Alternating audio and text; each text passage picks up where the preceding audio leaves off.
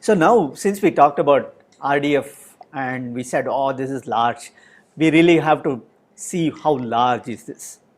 Okay, large is just in the saying, or just because I want to get more grants, or is it really that there are real large data sets?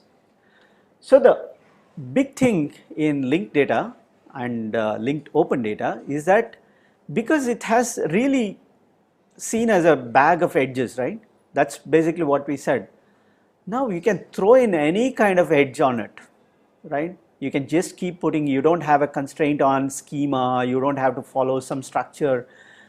The least that you need is subject, some label on the edge, and the target. That's basically all you want.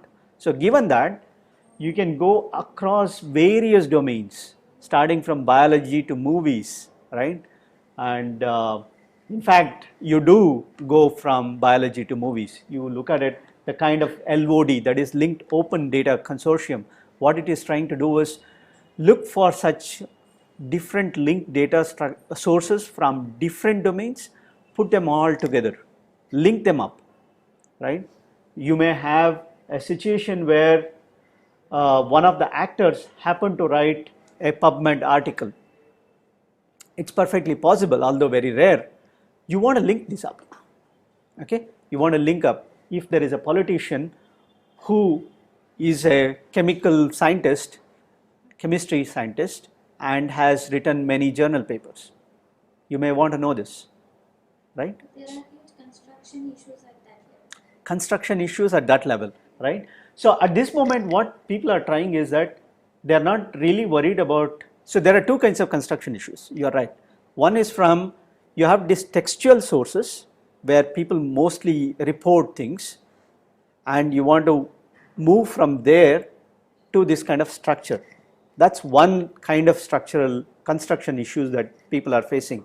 In fact, Yago, DBpedia, Freebase, and TextRunner, Cyc, these are all the efforts which are moved towards focused on that aspect where you have text and you want to extract into some structured form. But what this LOD is really all about is that not really care about how they have been derived, but to put them together. In that space only what I am saying, suppose you use TextRunner, you get something like a subject which is quite complex, like X, friend of Y, did something for something. Yes. So the subject is X, friend of Y, did something, part is predicate, and this.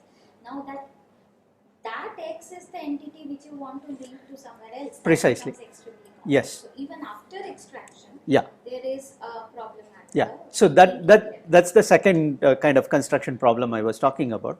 So in fact, even the example that you gave is already a complex one. I can take a much simpler example. So somebody is called in PubMed Mr. Howard, right? H. Howard. Okay, his name is H. Howard. And now there is another guy in IMDb which is Harvey Howard. How do I know this Harvey Howard and H. Howard, whether they are the same, whether they are different? I have no idea, right? So there is a requirement that every such entity, whether it's a node or an edge, has to be uniquely identified. So that's the basis of the way semantic web can function. That's the way LOD can function. But how do I get and assign such a unique identifier? How do I know that these two are the same? So I shouldn't just give separate identifiers. So that's a huge problem. And yeah. Google Knowledge Base use the Wikipedia category hierarchy to identify such kind of ambiguous names. No, Google Knowledge Base does much simpler solution for this. It minimizes the number of resources from where they take, right? And they use some standard machine learning techniques to do a relatively easy matching, right? At this moment at least, okay? And there is huge amount of human curation also going on. In fact, I was just talking about even, They use Wikipedia category. yeah. In fact, many of these sources, right? The yellow things that I have here. Yeah, okay. So the Yago, Freebase and DBpedia, all of them are largely built on Wikipedia. In fact, they haven't existed. If Wikipedia did not exist in such a rich form, then you wouldn't have many of these resources. But LOD is beyond just these, right? Not just the things that have come from Wikipedia, but way beyond it, because there is a whole bunch of biological facts, DBLP, citation graphs. These are not part of Wikipedia. These have come from different sources. Yes, that's what I was about to tell him, that although Google Knowledge Base, Knowledge Graph does so many things nicely, it can trip up quite badly because of exactly this problem. So I was giving an example of Rakesh Agrawal. You fire in the query, all of you can go back and try it out. You fire the query for Rakesh Agrawal, right? He is one of the well-known figures in computer science in database world. So you look at the kind of snippet that you get on the right side, which is powered by Knowledge Graph. It's perfectly matching what you know of knowledge, Rakesh Agrawal. But you look at the picture that is associated with it, it's someone else. He's from chemistry. He's also called Rakesh Agrawal. In fact, if he doesn't look like Rakesh Agrawal at all, right? So there is no, I mean, how do you believe that everything that you get is perfect, right? They try their best. So there are still, these are the research challenges which are still open, and there are many such research challenges. Prove to anybody that entity resolution is not a solved problem. It is not at all a solved problem. No. Entity resolution, people know that entity resolution is not a solved problem in noisy text. Like Twitter, yeah, sure, we don't know. But I'm talking about perfectly well handcrafted source like Wikipedia. Even there, things are not easy, extremely messy. Okay, so that's only one part of the problem that you will face when you go to linked open data world. And the size of the linked open data at this moment with all these errors in is about 30 billion edges. Okay, fairly large. Just compare it with something like what Facebook already announced, 1 billion users. 1 billion is already very exciting for many people, and this is 30 billion triples with so much of noise already, and clearly all these 1 billion have to be part of such a graph, right? Every human being in principle can be part of the LOD, right? So we have a ontology here, right? I mean, what the, when any scheme, there is no superimposed schema on any of them. there is no superimposed schema, but most of these ontologies are already part of LOD. So, I mean, is there, so the effort of merging these ontologies together? What do you mean by that? I mean, for example, I mean, as you said, that there can be, people can write any predicate they want, right? So, I mean, some like Wiki taxonomy might use some different set of predicates for referring to same predicate is being used in some other, some other linked open data set. Yes. So merging of these two predicates, these two actual predicates are the same ones. Yeah. So these things, I mean, Another research problem.